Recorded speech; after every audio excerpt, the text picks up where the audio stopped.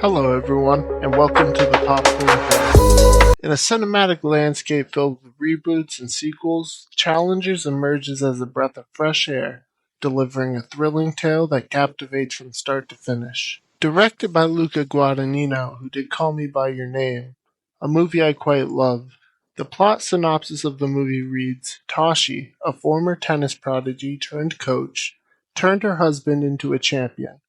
But to overcome a losing streak, he needs to face his ex-best friend and Tashi's ex-boyfriend.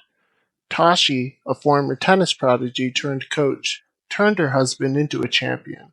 But to overcome a losing streak, he needs to face his ex-best friend and Tashi's ex-boyfriend. First, let's start with the good. What sets Challengers apart is its authentic portrayal of the tennis and the college athlete community. From the adrenaline pumping action of the arena to the quiet moments of camaraderie backstage, the film captures the essence of what it means to be a member of a sports team in today's world. The attention to detail is evident in every frame, from the intricately designed setups to the realistic in game battles that keep you on the edge of your seat.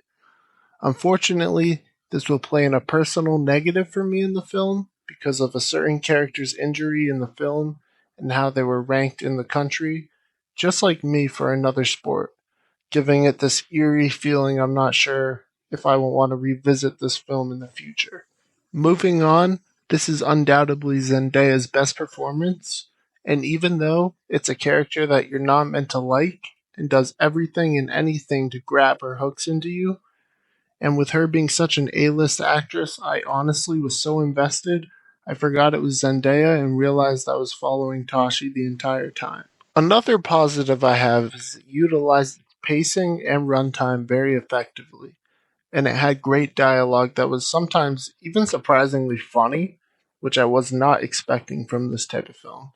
But more important, how real it was, especially a scene where this air quotes love triangle are in a hotel. It's genuinely how teenagers would talk and act in the situation presented to them. My last positive for the movie is it's not a surface relationship movie. If you've seen the trailers, you know that they are in a love triangle, and it seems surface layer from that aspect.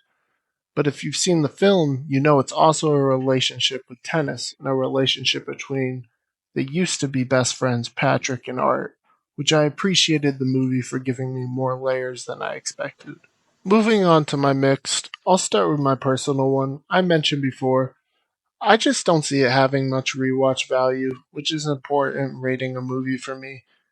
And moving on, while I know Zendaya's character is supposed to be unlikable, it's in my mix for personal preference because she did her job 100%.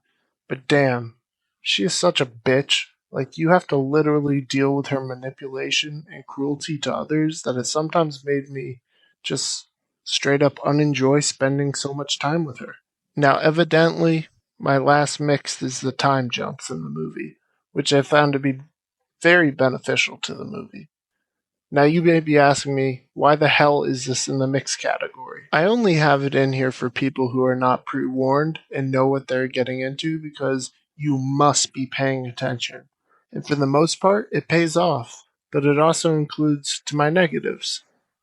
Now I don't like bashing on a film, but we have to critique, and this brings us to the negative parts of my viewing experience.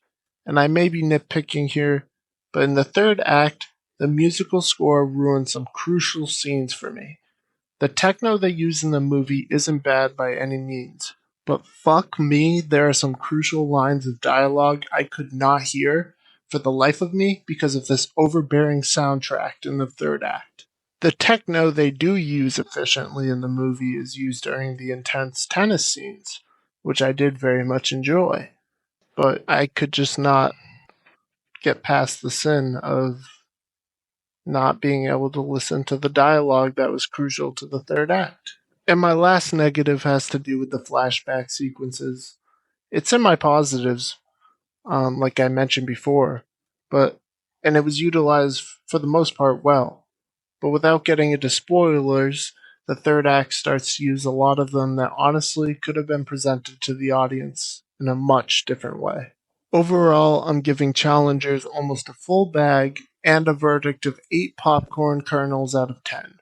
For me, what's holding it back is the rewatch value, but after reviewing the movie, it's not one you have to rush out and see, but definitely keep it on your radar or wait for streaming. Well, I hope you enjoyed the video, and this is the Popcorn Pro, and if you like what you see here and what's upcoming, make sure to like and subscribe. Thank you, and see you soon.